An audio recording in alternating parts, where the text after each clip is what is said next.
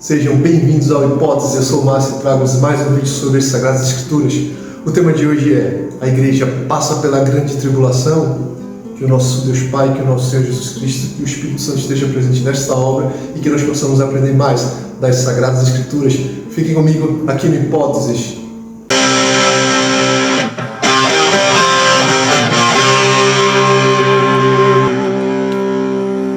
Existem teorias sobre o momento em que os salvos serão arrebatados por Jesus Cristo, mas, antes de qualquer coisa, que fique claro que este vídeo não tem o propósito de determinar o dia, mês e ano da vinda do Senhor Jesus Cristo, pois todos que tentaram fazer isso erraram, e aqueles que continuarem tentando inevitavelmente irão errar, pois isso não pode ser previsto.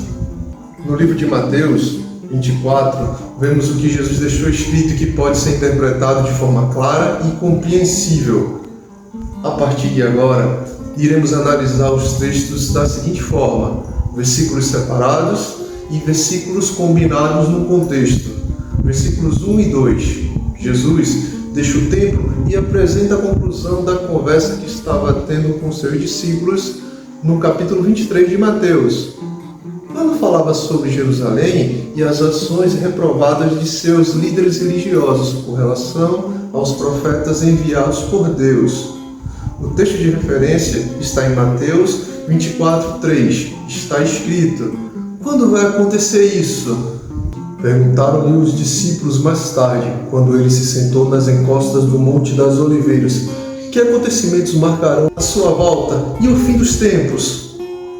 A conversa sobre o templo já estava encerrada, e depois de um período de caminhada e reflexão sobre o que foi dito, todos chegaram ao Monte das Oliveiras, e uma nova conversa inicia-se com o tema: a volta de Jesus e o fim dos tempos.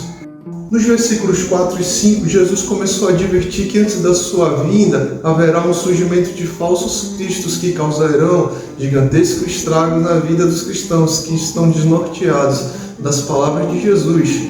Seria o tempo da enganação com as falsas doutrinas. Em seguida, os versículos 6, 7 e 8, Jesus começa a elucidar a sequência dos fatos que antecedem sua volta: guerras, rumores de guerras, nação contra nação, reino contra reino, fomes e terremotos espalhados por todo o mundo. A princípio, temos os conflitos entre os grupos e, em seguida, as coisas só pioram com o envolvimento das nações.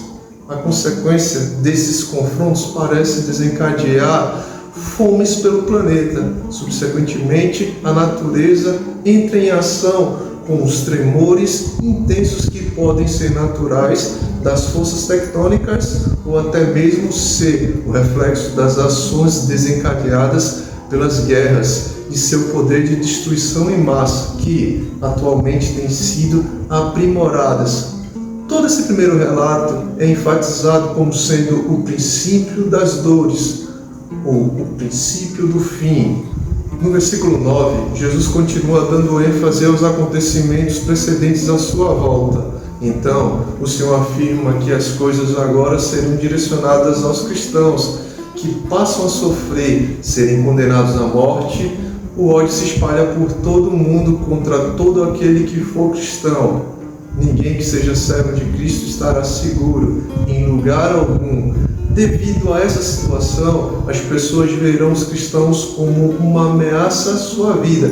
Por ainda estarem aqui, os cristãos sofrem com essa situação. No versículo 10, Jesus diz: muitos de vocês vão abandonar a fé e trairão e odiarão uns aos outros. Chega um momento em que as pessoas se escandalizam e a espiritualidade será posta à prova, já que a traição e o ódio pelo próximo não é uma conduta cristã. Os verdadeiros servos do Senhor Jesus serão vítimas desse escândalo, dessa traição e desse ódio. Contudo, não poderão ceder a essa prática imoral.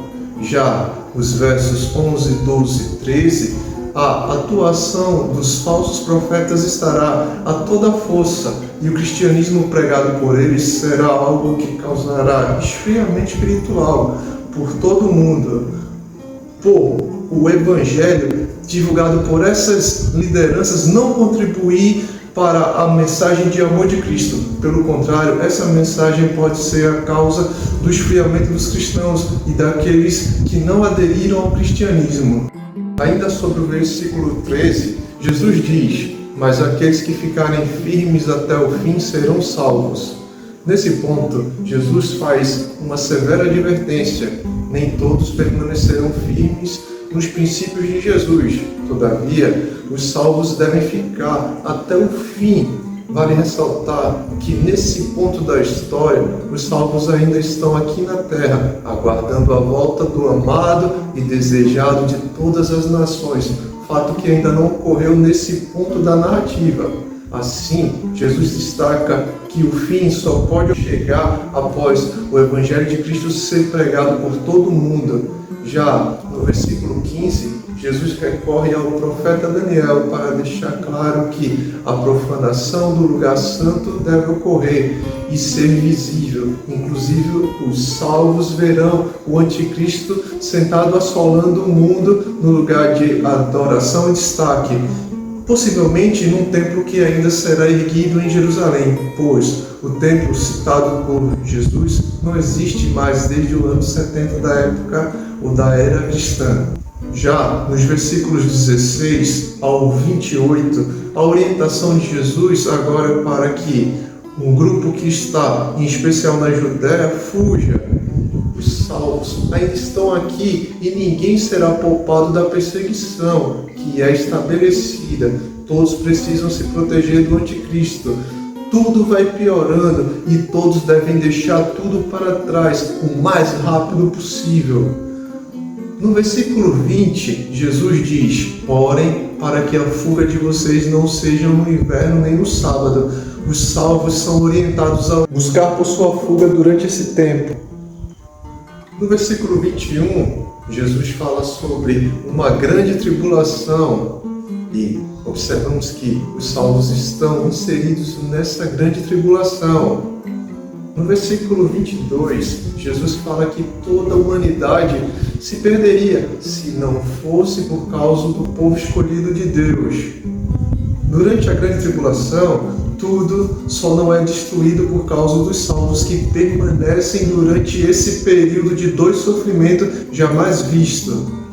No versículo 23, Jesus diz: será falado, o Messias chegou. Jesus diz: não acreditem nisso. O fato das pessoas ainda estarem à procura de Cristo prova que Ele ainda não voltou. E nesse momento o que vemos são os falsos profetas aproveitando para continuarem agindo. Já os versos 24 e 26 mostram que os salvos ainda podem ser enganados pelos falsos cristos e falsos profetas que estão atuando para iludir o mundo.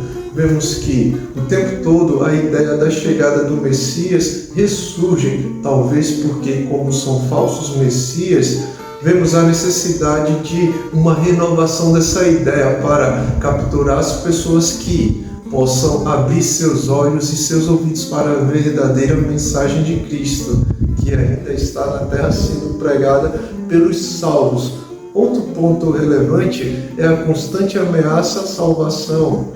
O fato que pode acontecer, pois os eleitos ainda estão aqui. Isso ocorre porque Cristo ainda não voltou nesse momento.